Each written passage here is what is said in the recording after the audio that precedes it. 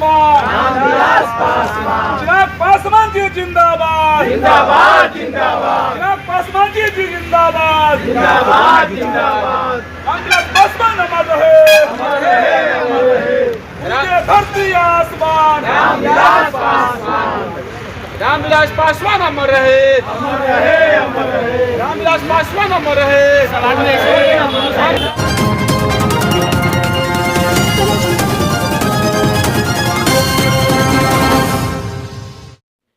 ये आज की प्रेस वार्ता की सबसे पहले तो लोक जनशक्ति पार्टी वैशाली जिला इकाई की ओर से देश के लोकप्रिय प्रधानमंत्री माननीय नरेंद्र मोदी जी को और माननीय चिराग पासवान जी को हम हार्दिक शुभकामनाएं देते हैं, जिन्होंने पूरे देश में जो है जनगणना में जातीय गणना कराने का निर्णय उन्होंने लिया है। इससे पूरे देशवासियों में काफ़ी हर्ष और व्याप्त है। और आज हम लोग प्रेस कॉन्फ्रेंस के माध्यम से हम लोग पूरे देशवासियों को शुभकामना दे रहे हैं, वैशाली जिला वासियों को शुभकामना दे रहे हैं।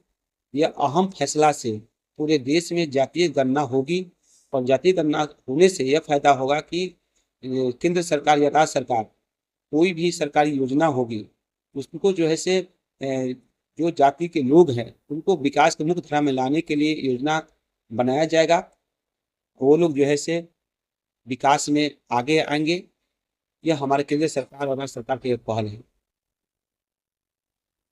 जब बिहार सरकार ने जातीय जनगणना कराई तो यही केंद्र सरकार बार बार इस चीज को बता रही थी कि ये सही चीज नहीं है जातीय जनगणना, और आज उनको जातीय जनगणना अच्छा लगा तो जातीय जनगणना पे फैसला ले लिया कि जातीय गणना पूरे देश में होगी। देखिए, एनडीए गठबंधन में हमारा संयुक्त फैसला लिया जाता है और माननीय मुख्यमंत्री जी के नेतृत्व में पूरे बिहार में जो है जातीय गणना हुई है। बहुत ऐसे राज्य है जहाँ पर जातीय गणना नहीं हुई है और पूरे देश में जब जातीय गणना होगी तो इससे पता चल जाएगा ना, लगभग 6000 गणना भी जरूरी है और आर्थिक गणना भी जरूरी है। और जो जातीय गणना से यह साबित होता है कि बहुत ऐसी जातियां हैं जिनको अभी तक मुख्य धारा में हाशिए पर लोग हैं, तो उनको मुख्य धारा में लाने के लिए जो है से इस तरह की गणना होनी चाहिए। बहुत ऐसी जातियां हैं जिनका नाम तक हम लोग नहीं जानते हैं और वो लोग को जो है से कभी भी विकास की मुख्य धारा में लोग नहीं आए हैं, इनको मुख्य धारा में लाने के लिए सरकार ने यह पहल किया है।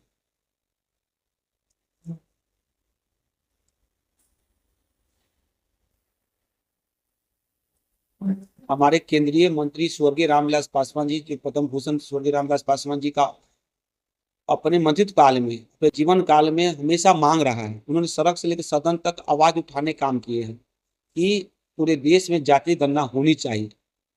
आज वो इस दुनिया में नहीं है, लेकिन उनकी जो उन्होंने जो आवाज उठाया है उस आवाज को जैसे हमारे केंद्रीय मंत्री माननीय चिराग पासवान जी आगे बढ़ा रहे हैं। उनका भी यही सोच रहा है कि देश में जनगणना होनी चाहिए ताकि जो है जिसकी जितनी संख्या हो उतनी भागीदारी सुनिश्चित किया जा सके। हम लोकप्रिय प्रधानमंत्री माननीय नरेंद्र मोदी जी को हम कोटि कोटि धन्यवाद देते हैं, आभार प्रकट करते हैं जिन्होंने यह अहम फैसला लिए हैं। इससे पूरे देश में हर्ष और उल्लास है, हर जाति के लोगों में हर्ष और उल्लास है। जात जैसा शब्द हमेशा आते रहता है, लेकिन दूसरी तरफ लोग ये कहते हैं कि जात पात अब मिटाना है समाज से। इस पर भेदभाव भी होता है, जात को लेकर के भेदभाव होता है, फिर जाति जनगणना का सवाल उठने लगता है। ये कड़ी कब तक चलता रहेगा? देखिए, यह तो ध्रुव सत्य है कि भारत देश में जैसे दुर्भाग्य है कि हम लोग जाति में बटे हुए हैं। यहाँ पर 2 जाति होनी चाहिए, महिला और पुरुष, लेकिन दुर्भाग्य यही है कि हर समुदाय को अलग अलग जाति में विभक्त किया गया है। यह आज से नहीं है, सदियों से चला आया है। अब रह गया कि ये बहुत ऐसे वाकई में यह व्यवस्था तो खत्म होनी चाहिए।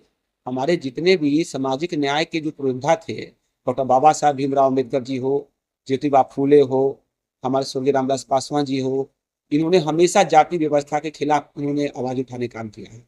हमारे नेता केंद्रीय मंत्री रामविलास पासवान जी हमेशा कहते हैं न धर्म की न जात की बात करते हैं हमेशा।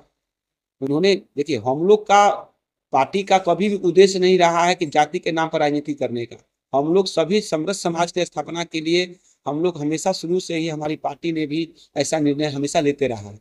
लेकिन दुर्भाग्य है कुछ ऐसे लोग हैं जो कि जाति के नाम पर ही राजनीति करते हैं। उनको जाति के नाम पर राजनीति करने में उनको फायदा होता है, इसीलिए वो जाति व्यवस्था को कायम रखना चाहते हैं। उस लोगों को जाति व्यवस्था में जो विश्वास रखते हैं, सभी जाति के लोग उनको जवाब देता है चुनाव में। हम लोग जाति पाति में तो विश्वास रखते नहीं है। हम लोग के पार्टी में हर जाति के लोग हैं, सभी लोग जो है से काम कर रहे हैं।